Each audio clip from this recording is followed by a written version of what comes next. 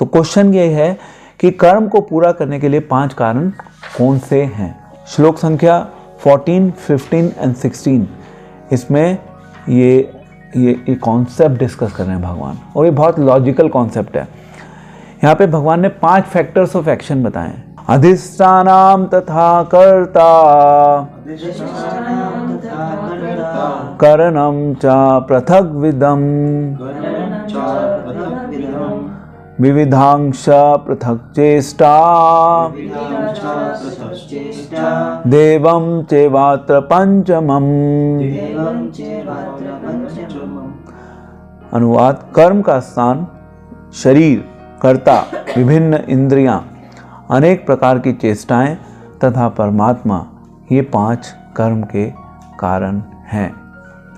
तो यहाँ पे 5 कारण हैं जिसकी वजह से हमारा जो कर्म है वो रियलिटी में मैनिफेस्ट होता है। 5 कर्म में सबसे पहला क्या है? ये शरीर मिला है हमें, ये ह्यूमन बॉडी मिला है, ह्यूमन बॉडी हमें मिल गई है। अब इस ह्यूमन बॉडी में जो भी कर्म पॉसिबल है, इस ह्यूमन बॉडी को मिलते ही हम उन कर्मों को कर सकते हैं। अगर हमें ह्यूमन बॉडी नहीं मिलता तो हम वो कर्म नहीं कर पाते। तो ह्यूमन बॉडी मिलना एक हमारा एक स्पेशल प्रियोगेटिव हो गया। ह्यूमन बॉडी हमें कैसे मिला?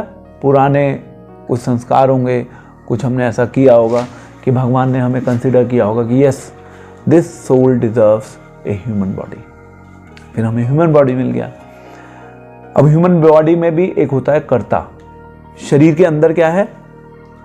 आत्मा, जिसको हम बोलते हैं कर्ता। तो वो कर्ता जो होता है वो कार्य कराता है इस शरीर से, क्योंकि जब तक वो कर्ता नहीं होगा तब तक शरीर का कोई अस्तित्व नहीं है। शरीर चलायमान है बिकॉज ऑफ दिस कर्ता, the presence of soul within the body. तो सोल का सिग्निफिकेंट रोल है यहाँ पे। ऑल दो सोल दिखती नहीं है, दिखता तो केवल शरीर है। एंड देन उसके बाद इंद्रियां। शरीर में हमें क्या मिली है? अलग अलग इंद्रियां मिली हैं। अगर हमारी सुनने की शक्ति स्ट्रांग होगी तो हम ज़्यादा अच्छे से चीज़ों को सुनेंगे, ज़्यादा अच्छे से हम ज्ञान ले पाएंगे। कुछ ऐसे भी दुर्भाग्यशाली जीव होते हैं जो बेचारे अपनी आंखों से नहीं देख पाते, तो यानी कि उनकी देखने की जो इंद्रियां हैं वो नहीं है, इट डजंट एग्जिस्ट। तो उनकी लिमिटेशंस हैं। फिर वो उन लिमिटेशंस की वजह से वो जो कर्म वो कर सकते हैं वो नहीं कर पाते, क्योंकि उनकी सेंसेस लिमिटेड हो गई। तो इसलिए सेंसेस का बहुत बड़ा रोल हो गया। एंड देन नेक्स्ट इज चेष्टाएं। हम अपने लेवल पे अलग अलग प्रयास करते हैं, जिसको हम बोलते हैं एंडेवर करो। लाइफ में एंडेवर करो, प्रयास करो, प्रयास करो, प्रयास करो। एंड देन 5वां एलिमेंट है परमात्मा। देख रहे हैं कितना लॉजिकल कॉन्सेप्ट है ये। सबसे पहले शरीर, इस शरीर में हमें इंद्रियां दी हैं भगवान ने। उन इंद्रियों के थ्रू हम अलग अलग कार्यों को पूर्ण करने का प्रयास करते हैं, चेष्टा करते हैं। और भगवान हमारे हृदय में शरीर है, शरीर के ऊपर आत्मा है, आत्मा के ऊपर परमात्मा है। परमात्मा बैठे हैं। परमात्मा फाइनली जो हमारे एक परम मित्र हैं, परम मित्र के रूप में परमात्मा हमारे कार्यों को या तो सैंक्शन करते हैं या भगवान हमारे उन कार्यों को रिजेक्ट करते हैं। भगवान अलाउ भी करते हैं, भगवान रिजेक्ट भी करते हैं। ऐसे हैं भगवान। ऐसा नहीं कि भगवान सारे कार्यों को अलाउ करते हैं, और ऐसा भी नहीं है कि भगवान सारे कार्यों को रिजेक्ट करते हैं। भगवान कई बार अच्छे कार्यों को भी अलाउ कर देंगे और भगवान कई बार गलत कार्यों को भी अलाउ कर देंगे। पर चेष्टा किसकी थी? हमारी थी। अगर हमने गलत कार्य करने की चेष्टा की है तो भगवान कहेंगे ठीक है, आपने चेष्टा की है, okay, I am sanctioning, I am aligning. कई बार लोग कहते हैं कि अगर सभी चीज़ों का कारण भगवान है तो भगवान गलत कार्य क्यों कराते हैं? क्योंकि चेष्टा हमारी होती है। भगवान उस चेष्टा में इंटरफेयर करने के लिए बहुत सब्जेक्टिव हो जाते हैं, और सब्जेक्टिव होने के लिए भगवान को अलग अलग फैक्टर्स को कंसिडरेशन में लेना होता है। एंड देन भगवान फाइनल डिसीजन लेते हैं कि yes, let him do this job. ये अच्छा है, ठीक है, लेट हिम डू। ये गलत है, ठीक है, नो प्रॉब्लम, करने दो इसे ये कार्य। ये करना चाहता है, इसको करने दो। समझ रहे हैं आप? इस प्रकार से भगवान जो है, भगवान आप क्या चाहते हैं, भगवान आपकी चाहत को पूरा करेंगे विद द कंडीशन जिसमें काफ़ी सारे फैक्टर्स इंक्लूडेड हैं। वरना सब लोग ही सेम काम करते जाएंगे। यस, फिर तो सब मोनोटोनस हो जाएगा ना, सब कुछ रोबोटिक हो जाएगा सिस्टम। फिर ना तो हमारी फ्री विल का कोई रोल बचेगा, then everything is programmed, everything is just going on its own. तो फिर एक्चुअली वो जो लव का कॉन्सेप्ट है जिसके ऊपर हमने पहले भी बात की है, then love has no value, love का कोई मीनिंग नहीं रह जाता।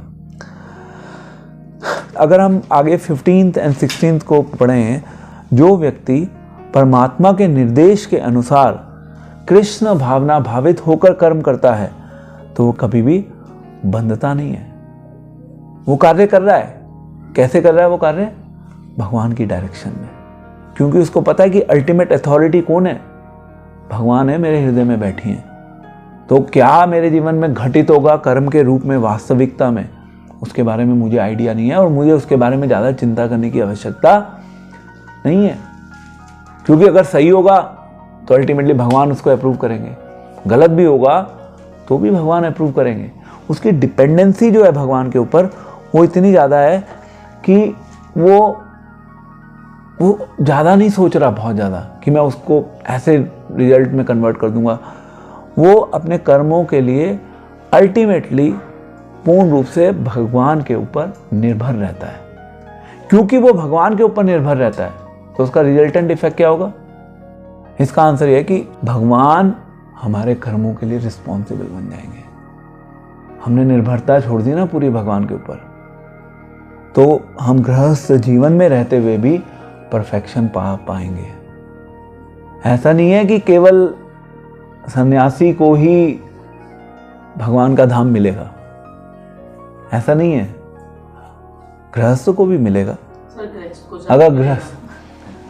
अगर गृहस्थ अच्छे से सिंसियरिटी से करेगा, भगवान की बात को, भगवान के निर्देश को अपने जीवन में उतारेगा, तो एक गृहस्थ को भी भगवान ने पूरा अवसर प्रदान किया है। ठीक है, तो यहाँ पे आ रहा है नेक्स्ट कि हम अपने शरीर से, अपने मन से और अपनी वाणी से, ये तीन चीज़ें हैं ना मोस्ट इम्पॉर्टेंट।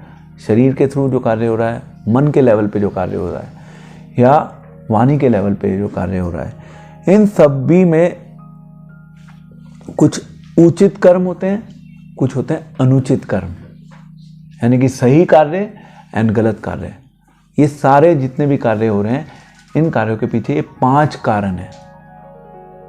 इन 5 कारणों का बहुत बड़ा रोल है। अब कई बार लोग कहते हैं कि ठीक है, नहीं, हम तो सोचते हैं कि हम खुद ही करता है, वी आर द डूअर, सब चीज़ें इस संसार में हम खुद ही करते हैं, कोई थर्ड एलिमेंट इन्वॉल्व ही नहीं कर होता। मैं जो प्रयास करूंगा, अपने प्रयासों से मैं सब कुछ इस संसार में पालूंगा। तो इस चीज़ को खंडन कर रहे हैं भगवान श्लोक संख्या 15 और 16 में। जो केवल अपने आप को कर्ता मान रहा है, यानी कि उसने भगवान की जो सत्ता है, भगवान की सत्ता को साइड रख दिया। और जैसे ही उसने भगवान की सत्ता को साइड रखा, यानी कि वो अपने आप को बहुत ज़्यादा चतुर एंड बुद्धिमान समझने लगेगा। जब वो अपने आप को चतुर एंड बुद्धिमान समझेगा तो उसका रिजल्ट क्या होगा? तो उसके अंदर ईगो भर जाएगी, because he think that he is the doer. वो अपने आप को ही अथॉरिटी मानकर इस संसार में सारी चीज़ों को करेगा, और भगवान उस चीज़ को खंडित कर रहे हैं। वो व्यक्ति बुद्धिमान नहीं है। तो इसीलिए हम बार बार बोलते हैं कि भगवान की बात को अपने जीवन में मानो, भगवान की बात को स्वीकार करो।